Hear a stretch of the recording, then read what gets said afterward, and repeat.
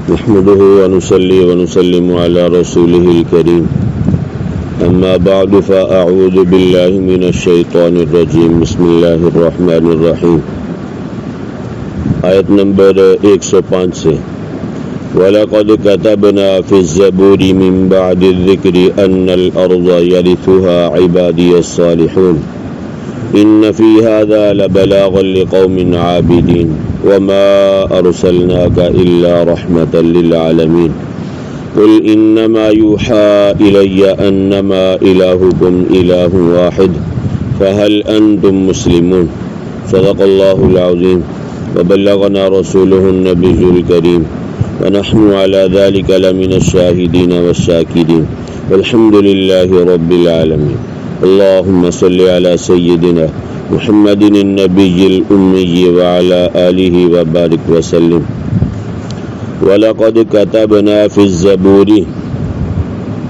اور البتہ تحقیق ہم نے لکھ دیا ہے زبور میں من بعد ذکر نصیحت کے بعد ان الارض یرثها بے شک زمین کے وارث ہوں گے عبادی الصالحون میرے نیک بندے ان فی ھذا بے شک اس میں لبلاغا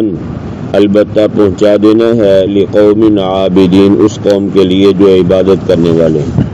وما ارسلناک الا رحمۃ للعالمین اور نہیں بھیجا ہم نے آپ کو مگر رحمت کرتے ہوئے جہان والوں کے لیے قل انما یوحی الی آپ صلی اللہ علیہ وسلم کہہ دیں پختہ بات ہے یہ وحی کی گئی ہے آپ کی طرف انما الہکم پختہ بات ہے الہ تمہارا واحد ایک ہی الہ ہے فہل انتم مسلمون بس کیا تم مسلمان ہونا چاہتے ہو فَإِن تَوَلَّوْا اور بس اگر وہ پھر جائیں فَقُلْ تو آپ صلی اللہ علیہ وسلم کہہ دیں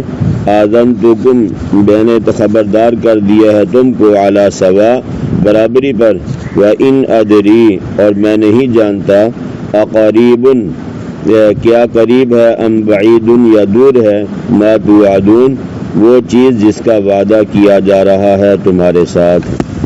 عزیزان گرامی 17واں سپارہ سورہ انبیاء آیت نمبر 105 سے لے کے 109 تک یہ چند آیات کا ترجمہ آپ حضرات کے سامنے کیا ہے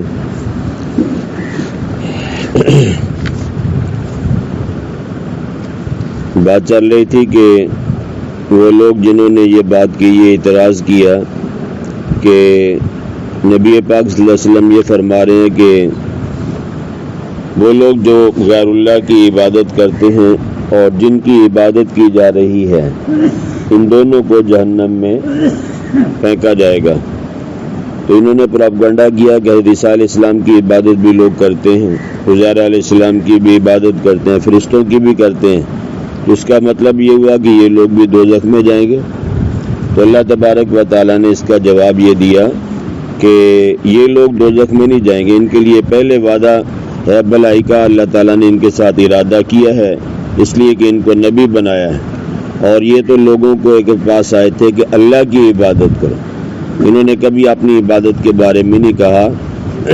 دوزخ میں وہ لوگ جائیں گے جن کی عبادت کی گئی اور وہ اس بات سے خوش ہوتے تھے کہ لوگ اللہ کو چھوڑ کے ہماری عبادت کریں ٹھیک ہے جی تو نبی تو آتے ہی اس لیے تھے کہ اللہ کی عبادت خود بھی کرتے تھے اور لوگوں کو اس بات کی طرف دعوت دیا کرتے تھے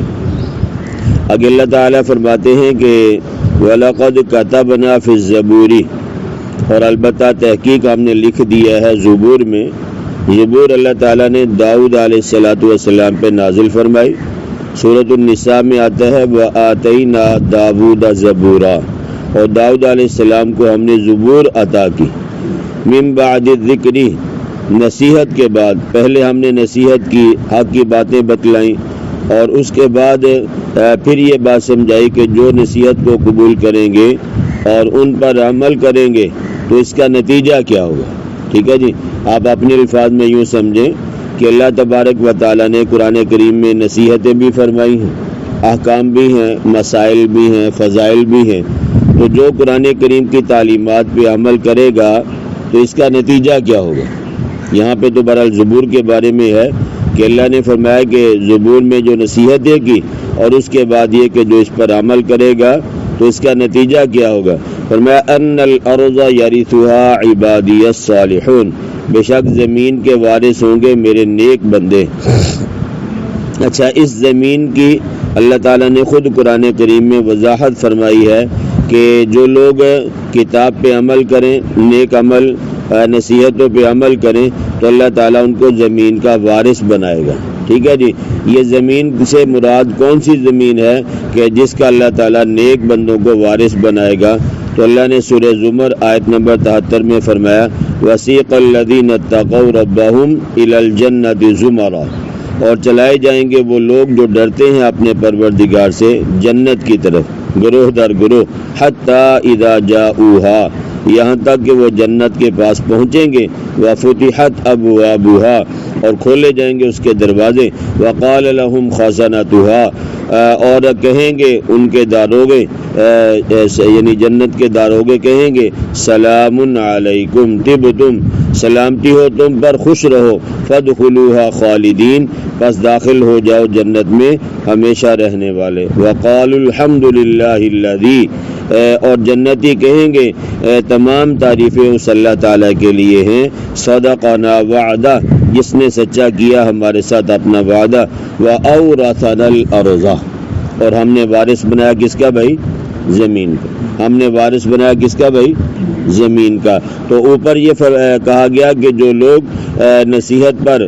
زبور پر عمل کریں گے، اللہ تعالیٰ نے فرمایا ہم اس کو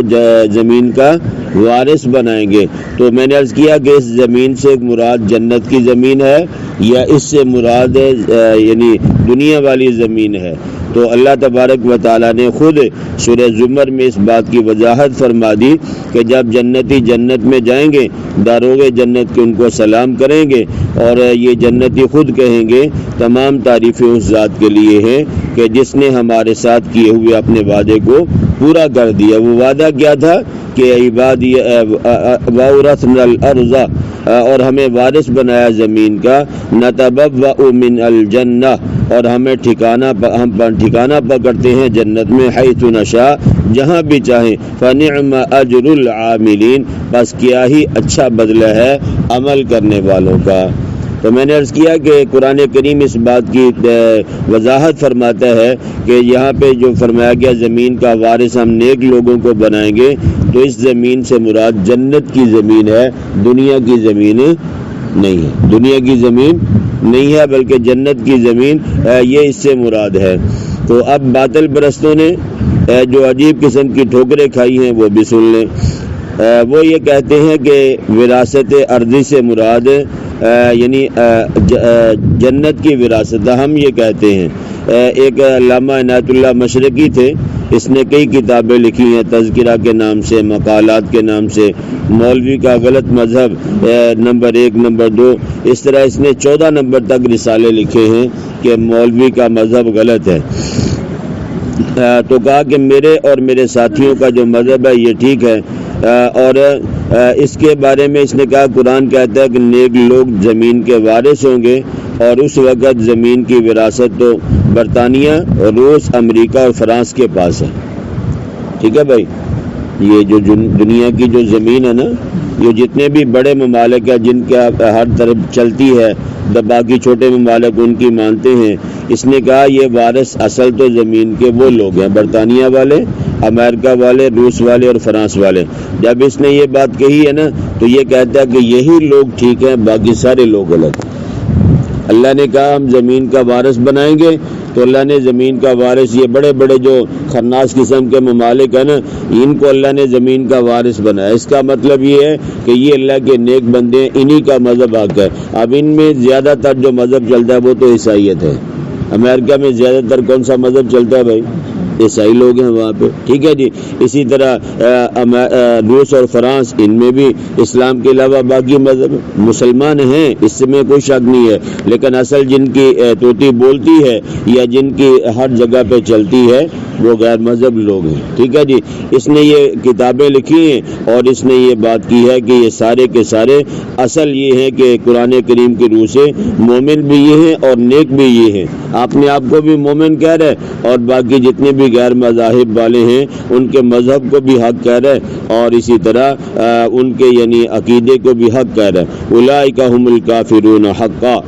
تو یہ اپنے آپ کو مومن اور ہم لوگوں کو کہتا ہے کہ یہ پکے کافر ہیں. ٹھیک ہے جی, کیونکہ ان کے پاس کوئی حکومت نہیں ہے. ٹھیک ہے جی, مثال کے طور پہ اپنا ملک لے لیں. ہمارے ملک میں اگرچہ حکمران مسلمان ہیں لیکن یہ خود ان کی اپنی مرضی تو نہیں چلتی نا بھائی. کیا حالات ہے سیاسی طور پہ یہ آپ مجھ سے بہتر جانتے ہیں. ٹھیک ہے جی, تو اگرچہ یہ حکمران ہمارے ہیں لیکن یہاں بھی ان کی اپنی نہیں چلتی بلکہ جو ان کے آقا ان کو کہتے ہیں ان کو وہی ماننی پڑتی ہے. ٹھیک ہے جی, تو اصل تو پھر وہی ہوئے نا جو چلا رہے ہیں. کیوں بھائی, ایک فیکٹری ہے وہاں لوگ کام کرتے ہیں, مالک جو ہے وہ اپنے دفتر میں بیٹھتا ہے, ملازم آگے کام کرتے ہیں. آپ بتائیں کہ ملازم اپنی مرضی سے کام کرتا ہے یا ملازم مالک کے کہنے پہ کام کرتے ہیں؟ جیسے مالک نے کہنا ہے کام ویسے ہی ہونا ہے. تو اس کا مطلب یہ ہے کہ اصل فیکٹری کا مالک کون ہے بھائی؟ جو آفس میں بیٹھتا ہے, جو مالک ہے جس نے خرچہ کیا. اگرچہ سارا کام ملازمین کرتے ہیں لیکن مالک وہ نہیں ہے. ٹھیک ہے بھائی, تو اسی طرح یہ جو بڑے بڑے ممالک کے اس نے نام لیے تو اس نے یہ بدبخت نے یہ کہا کہ وہ لوگ زمین کے وارث ہیں اس لیے کہ چلتی ان کی ہے. قرآن کریم میں ہے کہ جو لوگ اللہ کے نیک بندے اللہ ان کو زمین کا وارث بنائے گا, اور اس وارث سے مراد دنیا کی وراثت ہے, جنت کی وراثت نہیں ہے. جبکہ قرآن کریم خود کہتا ہے کہ جنتی جنت میں جانے کے بعد یہ کہیں گے کہ اللہ نے ہمیں جنت کا وارث بنایا ہے, اس جنت کی زمین کا وارث بنایا ہے. اس نعمت عظمیٰ پہ ہم اللہ تعالیٰ کا شکر ادا کرتے ہیں. ٹھیک ہے بھائی, تو میں نے عرض کیا کہ کوئی بھی معاملہ ہے جب تک بندہ اپنا تعلق کسی روحانی شخصیت کے ساتھ نہیں جوڑے گا, کسی جید عالم دین کے پاس جا کے نہیں بیٹھے گا, کسی یعنی اگر قرآن کریم کو سمجھنا ہے تو اس کے لیے جو ماہر قرآن ہیں جب تک ان کی جوتیاں سیدھی ہم نہیں کریں گے ہمیں قرآن کریم کا نور نہیں مل سکتا. ظاہری الفاظ کا سمجھ لینا یا اردو کا کوئی ترجمہ پڑھ کے قرآن کریم کے ترجمے کو کا معلوم کر لینا یہ تو اپنی زبان ہے اس لیے ہم پڑھ سکتے ہیں, لیکن اصل قرآن کریم کا جو نور ہے یہ تب تک حاصل نہیں ہوتا جب تک بندہ کسی جید عالم دین کے پاس جا کے نہیں بیٹھتا. بلکہ حضرت نے خود لکھا ہے,